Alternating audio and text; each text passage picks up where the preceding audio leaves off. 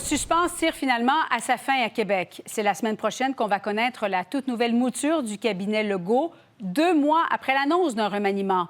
Et Alain, il va manquer au moins un visage bien connu sur la photo de famille.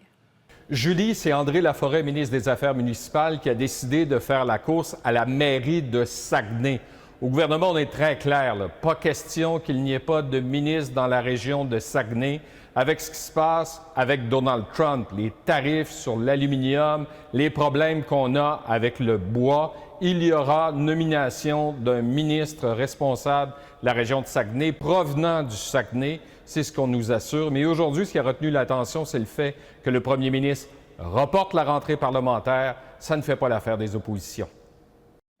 C'était le 27 juin dernier. Cet été, on va préparer des changements. 2 mois plus tard, le premier ministre confirme qu'il reporte de 2 semaines la reprise des travaux à l'Assemblée nationale, initialement prévue le 16 septembre. Revenir en Chambre le 30 septembre ne fait pas l'affaire des oppositions. C'est un gouvernement qui nous fait perdre du temps. Clairement, François Legault nous démontre qu'il a plus à cœur l'avenir de sa formation politique que de bien servir les Québécois. Il faut qu'il soit présent à l'Assemblée nationale pour répondre à nos questions. Il doit ça aux Québécois. Ça nous montre le mépris que ce gouvernement-là a à l'égard de la démocratie québécoise. Et là, je pense qu'à minuit, moi, je perds tout. Puis je perds la vente.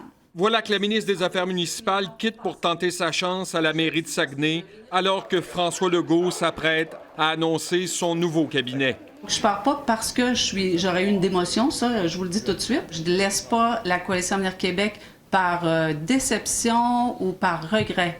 Je fais le saut en politique municipale pour ma ville. André Laforêt, qui est toujours sous le coup d'une enquête du commissaire à l'éthique pour conflit d'intérêts, un citoyen s'est plaint que l'ex-ministre est intervenu dans un dossier d'une garderie appartenant à ses filles. La seule chose que moi je vois, c'est que j'ai peut-être pas raccroché assez rapidement un citoyen. Un départ qui va forcer François Legault à déclencher une 5e élection partielle depuis 2022.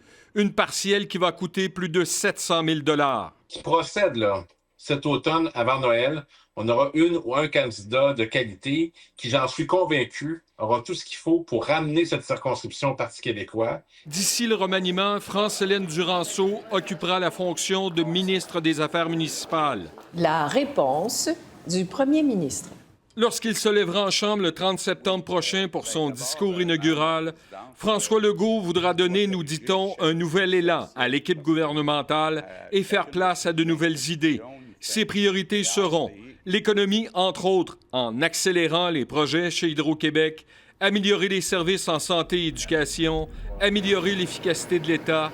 L'identité sera au cœur de son action avec un renforcement de la laïcité et le dépôt d'une constitution québécoise. Mais avant, il devra dévoiler sa nouvelle équipe la semaine prochaine. Ça va être une décision très difficile pour le premier ministre. On joue dans l'humain ici.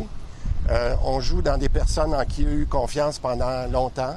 S'il y a un remaniement à faire, c'est pas quelque chose qui prend à la légère. C'est ici, à l'Agora de l'Assemblée nationale, que François Legault viendra présenter son nouveau Conseil des ministres. Équipe qui va l'accompagner jusqu'à l'élection d'octobre 2026. Alain Laforêt, TVA Nouvelles, Québec.